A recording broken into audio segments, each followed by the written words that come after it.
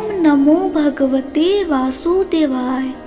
आज गीता जयंती हमें यह प्रेरणा देती है कि जीवन की हर कठिनाई में श्री कृष्ण के बताए मार्ग पर चलकर हम सफलता और शांति पा सकते हैं। तो आइए जानते हैं गीता जयंती की पवित्र कथा। गीता जयंती का पर्व मार्गशीर्ष मास के शुक्ल पक्ष की एकादशी तिथि को मनाया जाता है।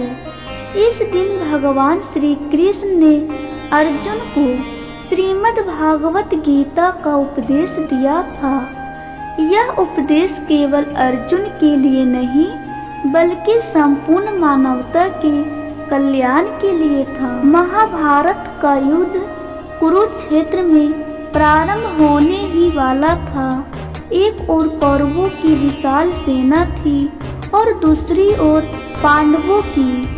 अर्जुन पांडवों के महान योद्धा थे, परंतु युद्ध भूमि में अपने ही गुरुओं, भाइयों, दोस्तों और संबंधियों को देखकर उनका मन विचलित हो गया।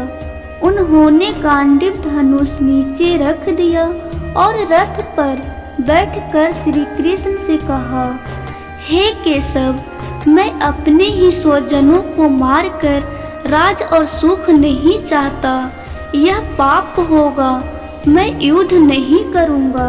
अर्जुन का यह मोह देखकर भगवान श्री कृष्ण ने उन्हें जीवन का महान ज्ञान प्रदान किया।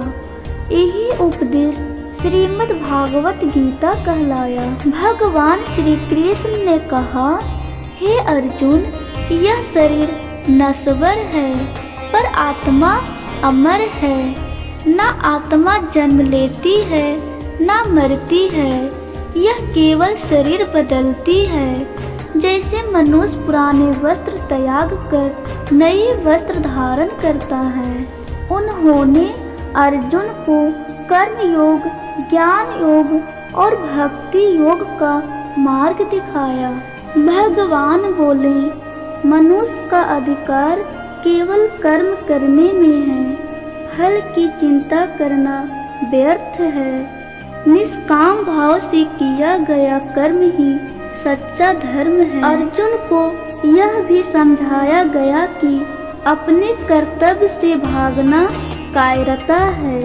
एक क्षत्रिय होने के नाते धर्म की रक्षा करना उनका धर्म है। श्री कृष्ण ने कहा, जब जब धर्म की हानि और अधर्म की वृद्धि होती है तब तब मैं अवतार लेता हूँ।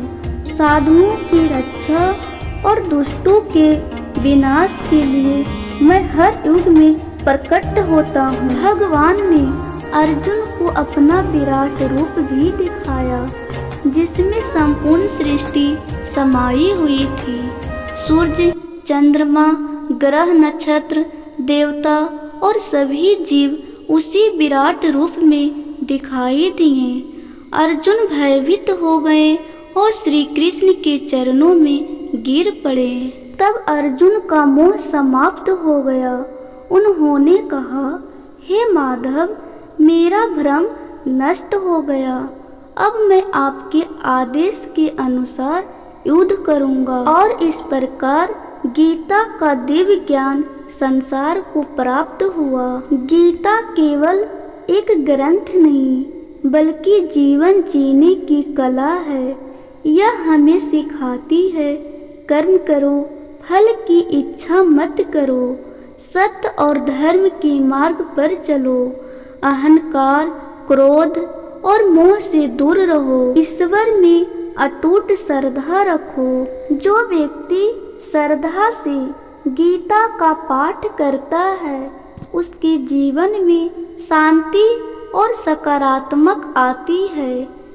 गीता जयंती पर क्या करना चाहिए अब हम बताते हैं। श्रीमद् भागवत गीता का पाठ करें, भगवान श्री कृष्ण की पूजा करें, जरूरतमंदों का दान करें, सत्य और धर्म का पालन करने का संकल्प ले। गीता जयंती हमें यह सिखाती है कि जीवन में कितनी भी कठिन परिस्थिति आए, यदि हम श्री कृष्ण के बताए मार्ग पर चले तो निश्चित ही सफलता और मोक्ष की प्राप्ति होती है। अब हम मिलते हैं अगली वीडियो में।